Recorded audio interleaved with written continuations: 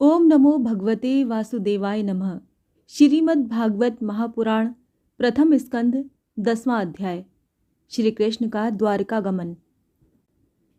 शौनक जी ने पूछा, धार्मिक शिरोमणि महाराज युधिष्ठिर ने अपनी पैतृक संपत्ति को हड़प जाने वाले इच्छुक आतताइयों का नाश करके अपने भाइयों के साथ किस प्रकार से राज्य शासन किया और कौन कौन से काम किए, क्योंकि भोगों में तो उनकी प्रवृत्ति थी ही नहीं। सूत जी कहते हैं, संपूर्ण सृष्टि को उज्ज्वलित करने वाले भगवान श्री हरि परस्पर की कलहाग्नि से दग्ध कुरु वंश को पुनः अंकुरित कर और युधिष्ठिर को उनके राज्य सिंहासन पर बैठाकर बहुत प्रसन्न हुए। भीष्म पितामह और भगवान श्री कृष्ण के उपदेशों के श्रवण से उनके अंतःकरण में विज्ञान का उदय हुआ और भ्रांति मिट गई। भगवान के आश्रय में रहकर वो समुद्र पर्यंत सारी पृथ्वी का इंद्र के समान शासन करने लगे। भीमसेन आदि उनके भाई पूर्ण रूप से उनकी आज्ञाओं का पालन करते थे। युधिष्ठिर के राज्य में आवश्यकतानुसार यथेष्ट वर्षा होती थी। पृथ्वी में समस्त अभीष्ट वस्तुएं पैदा होती थीं। बड़े बड़े थनों वाली बहुत सी गौएं प्रसन्न रहकर गौशालाओं को दूध से सींचती रहती थीं। नदियाँ, समुद्र, पर्वत, वनस्पति, लताएं और औषधियाँ प्रत्येक ऋतु में यथेष्ट रूप से अपनी अपनी वस्तुएं राजा को देती थीं। अजात शत्रु महाराज युधिष्ठिर के राज्य में किसी प्राणी को कभी भी आधि, व्याधि अथवा दैविक, भौतिक और आत्मिक क्लेश नहीं होते थे। अपने बंधुओं का शोक मिटाने के लिए और अपनी बहन सुभद्रा की प्रसन्नता के लिए भगवान श्री कृष्ण कई महीनों तक हस्तिनापुर में ही रहे। फिर जब उन्होंने राजा युधिष्ठिर से द्वारका जाने की अनुमति मांगी, तब राजा ने उन्हें अपने हृदय से लगाकर स्वीकृति दे दी। भगवान उनको प्रणाम करके रथ पर सवार हुए। कुछ लोगों ने उनका आलिंगन किया और कुछ ने प्रणाम। उस समय सुभद्रा, द्रौपदी, कुंती, उत्तरा, गांधारी, धृतराष्ट्र, युयुत्सु, कृपाचार्य, नकुल, सहदेव, भीमसेन, धौम्य और सत्यवती आदि सब मूर्छित से हो गए। वो श्री कृष्ण का विरह नहीं सह सके। भगवत भक्त सत्पुरुषों के संग से जिसका दुस्संग छूट गया है, वो विचारशील पुरुष भगवान के मधुर मनोहर सुयश को एक बार भी सुन लेने पर फिर उसे छोड़ने की कल्पना भी नहीं करता। उन्हीं भगवान के दर्शन तथा स्पर्श से, उनके साथ आलाप करने से तथा साथ ही साथ सोने, उठने, बैठने और भोजन करने से जिनका संपूर्ण हृदय उन्हें समर्पित हो चुका था, वो पांडव भला उनका विरह कैसे सह सकते थे। उनका चित्त द्रवित हो रहा था। वो सब निर्निमेष नेत्रों से भगवान को देखते हुए स्नेह बंधन से बंध कर जहाँ तहाँ दौड़ रहे थे।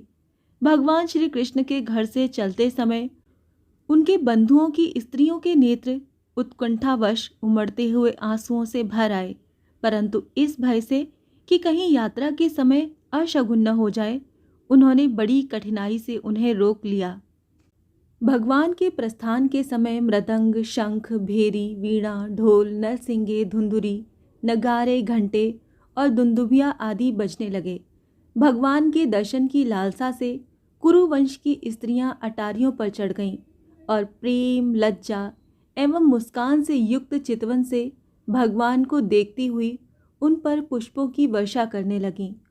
उस समय भगवान के प्रिय सखा घुंघराले बालों वाले अर्जुन ने अपने प्रियतम श्री कृष्ण का वो श्वेत छत्र, जिसमें मोतियों की झालर लटक रही थी और जिसका डंडा रत्नों का बना हुआ था, अपने हाथ में ले लिया।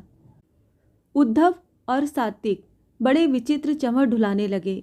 मार्ग में भगवान श्री कृष्ण पर चारों ओर से पुष्पों की वर्षा हो रही थी।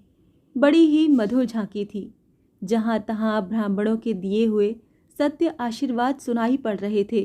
वो सगुण भगवान के तो अनुरूप ही थे, क्योंकि उनमें सब कुछ है, परंतु निर्गुण के अनुरूप नहीं थे, क्योंकि उनमें कोई प्राकृत गुण नहीं है। हस्तिनापुर की कुलीन रमणियाँ, जिनका चित्त भगवान श्री कृष्ण में रम गया था, आपस में ऐसी बातें कर रही थीं जो सबके कान और मन को आकृष्ट कर रही थीं। वो आपस में कह रही थीं, सखियों, ये वो ही सनातन परम पुरुष हैं जो प्रलय के समय भी अपने अद्वितीय निर्निवेश स्वरूप में स्थित रहते हैं। उस समय सृष्टि के मूल ये तीनों गुण भी नहीं रहते। जगदात्मा ईश्वर में जीव भी लीन हो जाते हैं और महत्व आदि समस्त शक्तियाँ अपने कारण अव्यक्त में सो जाती हैं। उन्होंने ही फिर अपने नाम रूप रहित स्वरूप में नाम रूप के निर्माण की इच्छा की तथा अपनी काल शक्ति से प्रेरित प्रकृति का, जो कि उनके अंशभूत जीवों को मोहित कर लेती है और सृष्टि की रचना में प्रवृत्त रहती है, अनुसरण किया और व्यवहार के लिए वेदादि शास्त्रों की रचना की। इस जगत में जिसके स्वरूप का साक्षात्कार जितेंद्रिय योगी अपने प्राणों को वश में करके भक्ति से प्रफुल्लित निर्मल हृदय में किया करते हैं, ये श्री कृष्ण वही साक्षात परम ब्रह्म है। वास्तव में इन्हीं की भक्ति से अंतःकरण की पूर्ण शुद्धि हो सकती है, योगादि के द्वारा नहीं। सखी, वास्तव में ये वही हैं जिनकी सुंदर लीलाओं का गायन वेदों में और दूसरे गोपनीय शास्त्रों में व्यासदादि रहस्यवादी ऋषियों ने किया है, जो एक अद्वितीय ईश्वर हैं और अपनी लीला से जगत की सृष्टि, पालन तथा संहार करते हैं, परंतु उनमें आसक्त नहीं होते। जब तामसी बुद्धि वाले राजा अधर्म से अपना पेट पालने लगते हैं, तब ये ही सत्व गुण को स्वीकार कर ऐश्वर्य, सत्य, रित, दया और यश प्रकट करते और संसार के कल्याण के लिए युग युग में अनेकों अवतार धारण करते हैं। अहो, ये यदुवंश परम प्रशंसनीय है, क्योंकि लक्ष्मीपति पुरुषोत्तम श्री कृष्ण ने जन्म ग्रहण करके इस वंश को सम्मानित किया है। वो पवित्र मधुवन ब्रजमंडल भी अत्यंत धन्य है, जिसे इन्होंने अपने शैशव एवं किशोरावस्था में घूम फिरकर सुशोभित किया है। बड़े हर्ष की बात है कि द्वारिका ने स्वर्ग के यश का तिरस्कार करके पृथ्वी के पवित्र यश को बढ़ाया है। क्यों न हो, वहाँ की प्रजा अपने स्वामी भगवान श्री कृष्ण को, जो बड़े प्रेम से मंद मंद मुस्कुराते हुए उन्हें कृपा दृष्टि से देखते हैं, निरंतर निहारती रहती हैं।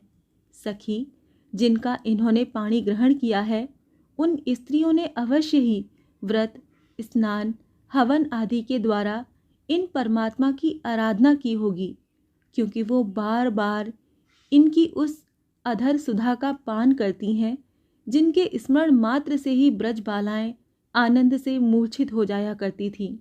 ये स्वयंवर में शिशुपाल आदि मतवाले राजाओं का मान मर्दन करके जिनको अपने बाहुबल से हर लाए थे, तथा जिनके पुत्र प्रद्युम्न, सांब, आम्ब आदि हैं, वो रुक्मणी आदि 8 पटरानियाँ और भौमासुर को मारकर लाई हुई जो इनकी हजारों अन्य पत्नियां हैं, वो वास्तव में धन्य हैं, क्योंकि इन सभी ने स्वतंत्रता और पवित्रता से रहित स्त्री जीवन को पवित्र और उज्जवल बना दिया है।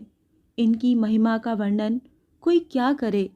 इनके स्वामी साक्षात कमल नयन भगवान श्री कृष्ण हैं, जो नाना प्रकार की प्रिय चेष्टाओं तथा पारिजाति प्रिय वस्तुओं की भेंट से इनके हृदय में प्रेम एवं आनंद की अभिवृद्धि करते हुए कभी एक क्षण के लिए भी इन्हें छोड़कर दूसरी जगह नहीं जाते। हस्तिनापुर की स्त्रियां इस प्रकार बातचीत कर ही रही थीं कि भगवान श्री कृष्ण मंद मुस्कान और प्रेम पूर्ण चितवन से उनका अभिनंदन करते हुए वहां से विदा हो गए। अजात शत्रु युधिष्ठिर ने भगवान श्री कृष्ण की रक्षा के लिए हाथी, घोड़े, रथ और पैदल सेना उनके साथ कर दी। उन्हें स्नेहवश ये शंका हो आई थी कि कहीं रास्ते में शत्रु इन पर आक्रमण न कर दें। सुदृढ़ प्रेम के कारण कुरुवंशी पांडव भगवान के साथ बहुत दूर तक चले गए। वो लोग उस समय भावी विरह से व्याकुल हो रहे थे। भगवान श्री कृष्ण ने उन्हें बहुत आग्रह करके विदा किया और सात्यकी, उद्धव आदि प्रेमी मित्रों के साथ द्वारिका की यात्रा की।